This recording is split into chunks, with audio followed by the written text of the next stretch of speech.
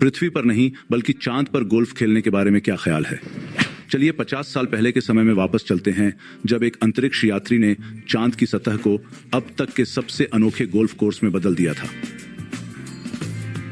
कोई भी गोल्फर आपको बताएगा कि रेत के जाल से बचना कितना मुश्किल है, लेकिन नासा के अंतरिक्ष यात्री एलन शेपर्ड की कल्पना करें, जो एक ऐसी पूरी सतह से निपट रहे हैं जो बहुत महीन पाउडर की तरह लगती है। अपोलो 14 मिशन के दौरान उन्होंने पृथ्वी से देखने वाले सभी लोगों के लिए कुछ अंतरिक्ष गोल्फ कौशल दिखाने के लिए एक ब्रेक लिया। अपने पहले शॉट के बाद उन्होंने उत्साहपूर्वक उसके लिए दूसरा शॉट मारा। ऐसा लगा कि गेंद हमेशा के लिए चली गई। चलिए एक पल के लिए वास्तविकता पर वापस आते हैं।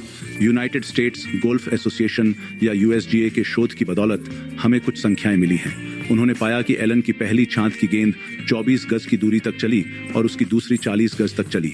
अब यहाँ औसत गोल्फ शॉट की तुलना में यह कैसा है?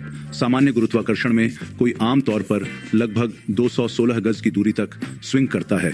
यह दिखाता है कि जबकि हमने तकनीक और प्रशिक्षण के साथ पृथ्वी पर अपने गोल्फ खेल को उन्नत किया है, चंद्रमा का कम गुरुत्वाकर्षण खेल का मैदान पूरी तरह से एक अलग वातावरण है। अब एलन को कुछ सहारा देते हैं। मून गोल्फ, जितना आप सोच रहे हैं उतना आसान नहीं है। उसका क्लब आपके स्थानीय स्पोर्ट्स स्टोर से नहीं था। यह एक अस्थायी क्लब था, एक मून सैंपल कलेक्टर, जिसमें क्लब का सिर चिपका हुआ था।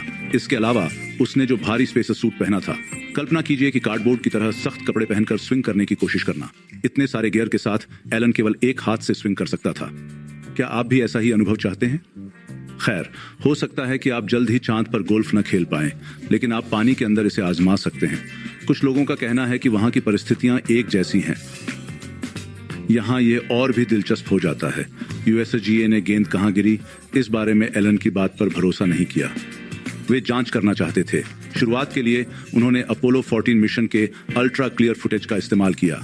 उन्होंने 2009 में लॉन्च किए गए नासा के विशेष मून कैमरे से कुछ स्पष्ट छवियों का भी इस्तेमाल किया। इस कल्पना का उपयोग करते हुए उन्होंने उन 2 गोल्फ गेंदों की यात्रा का नक्शा तैयार किया। एलन को अपना अनोखा गोल्फ क्लब इतना पसंद था कि वह उसे घर वापस लाना चाहता था। कोई बड़ी बात नहीं, है ना? वैसे उन दिनों अंतरिक्ष यात्री चांद की चट्टानों के लिए जगह बनाने के लिए अनावश्यक सामान पीछे छोड़ देते थे, लेकिन यह क्लब ऐसा नहीं करता था। इसलिए 70 के दशक में इस अंतरतारकीय गोल्फ क्लब को न्यू जर्सी के यूएसजीए संग्रहालय में एक नया घर मिला। सामान्य गोल्फ क्लबों से अलग इस क्लब में एक नयापन था। इसे एल्यूमिनियम और टेफ्लॉन से बनाया गया था।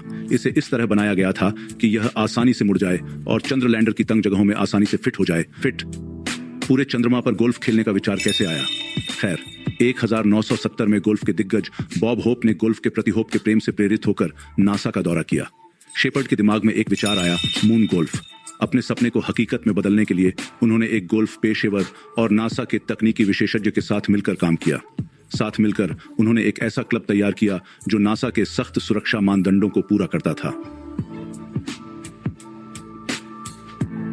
लेकिन अरे, एलन नहीं चाहते थे कि यह सिर्फ एक सरप्राइज स्टंट हो। याद रखें, चांद पर जाने के लिए बहुत सख्त प्रोटोकॉल की जरूरत होती है। वे वहां बेतरतीब ढंग से पिकनिक नहीं मना सकते थे, आप जानते हैं।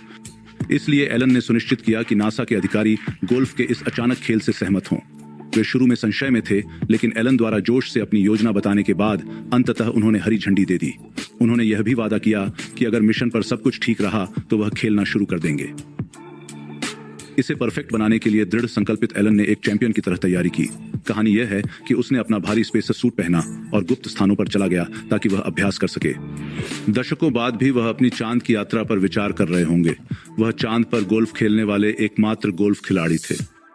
अंतरिक्ष यात्री अपनी यात्राओं में सिर्फ गोल्फ की गेंदें ही नहीं छोड़ते।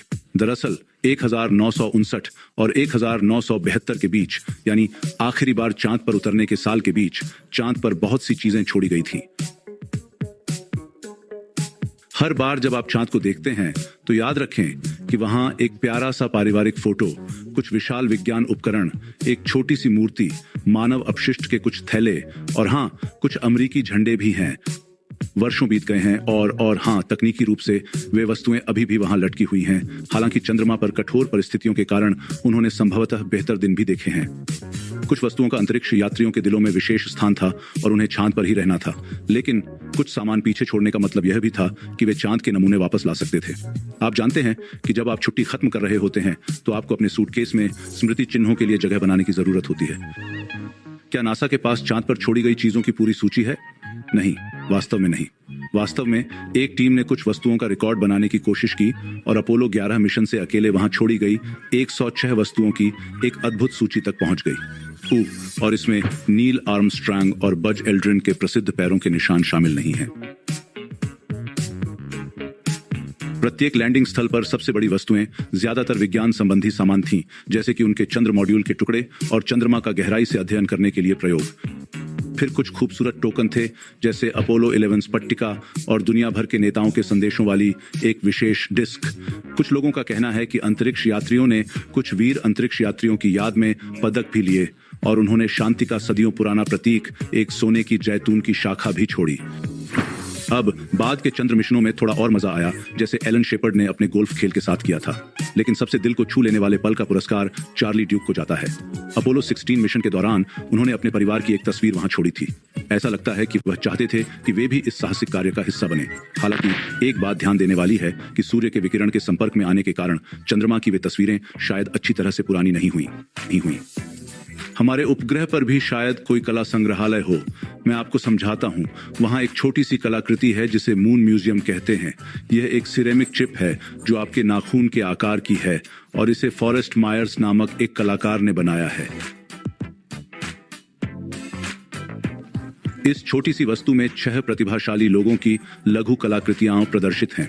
इनमें प्रसिद्ध एंडी वॉरहोल भी शामिल है, वही कलाकार जो अपने प्रतिष्ठित सूप के डिब्बे और सेलिब्रिटी चित्रों के लिए जाने जाते हैं। होरेस मेयर ने कहा कि वह चाहते थे कि उनका छोटा संग्रहालय चांद पर हो, लेकिन इसमें एक समस्या थी।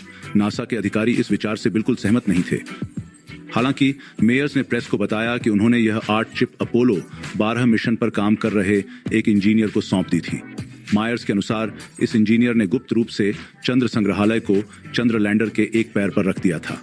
यदि आपको अभी तक पता नहीं चला है तो ये चंद्र लैंडर अपने मिशन के बाद पृथ्वी पर वापस नहीं आते हैं। हालांकि इसे संदेह के साथ लें, क्योंकि नासा ने कभी भी इस कहानी की पुष्टि नहीं की है। आप सोच सकते हैं कि उन्होंने ये सारी चीजें क्यों छोड़ दी। कभी कभी यह एक बयान देने के बारे में था, अन्य बार यह पूरी तरह से व्यावहारिक था। एक बिंदु पर यह उल्लेख किया गया था कि उदाहरण के लिए अपोलो 11 मिशन के दौरान एक निर्णय लेने की आवश्यकता थी। अंतरिक्ष यात्रियों को जल्दी से पता लगाना था कि उनके घर वापस जाने के लिए क्या आवश्यक था। उन्होंने एक सफाई स्थान बनाया और उन चीजों को फेंक दिया जिनकी उन्हें अब आवश्यकता नहीं थी। चांद पर चीजें छोड़ना धरती पर चीजें छोड़ने से अलग नहीं है। जैसे पुरातत्वविद हमारे पूर्वजों के बारे में जानने के लिए हमारे प्राचीन अवशेषों का अध्ययन करते हैं, वैसे ही चांद पर मौजूद चीजें हमें उन अविश्वसनीय चंद्र मिशनों के बारे में जानकारी देती हैं। उन्होंने जो कुछ चीजें छोड़ी थीं, उन्होंने अपना काम कर दिया था, जैसे झंडे के लिए पोल या कैमरा, जिसका इस्तेमाल उन्होंने चांद पर उन कदमों को प्रसारित करने के लिए किया था। यहाँ तक कि अंतरिक्ष यात्री नमूने इकट्ठा करने के लिए जिन औजारों का इस्तेमाल करते थे, वे भी इसीलिए छोड़ गए क्योंकि उनके पास चांद पर वापस लाने के लिए ज्यादा कीमती सामान था। चट्टानें। जब इन सभी वस्तुओं की वर्तमान स्थिति की बात आती है तो वैज्ञानिक पूरी तरह से निश्चित नहीं है। हम जानते हैं कि नासा के चंद्रमा पर्यवेक्षक ने उनकी कुछ छायाएं देखी हैं। वे अभी भी वहां हैं। आधिकारिक गियर प्रतिरोध करने के लिए बनाया गया था, इसलिए यह थोड़ा बेहतर व्यवहार कर सकता है, लेकिन उन व्यक्तिगत वस्तुओं ने शायद बेहतर दिन देखे हैं। आज के लिए बस इतना ही, और आपने अपनी जिज्ञासा शांत कर ली है तो वीडियो को लाइक करें और अपने दोस्तों के साथ शेयर करें। अगर आप और भी वीडियो देखना चाहते हैं तो चैनल को सब्सक्राइब करें और आप खुश रहें।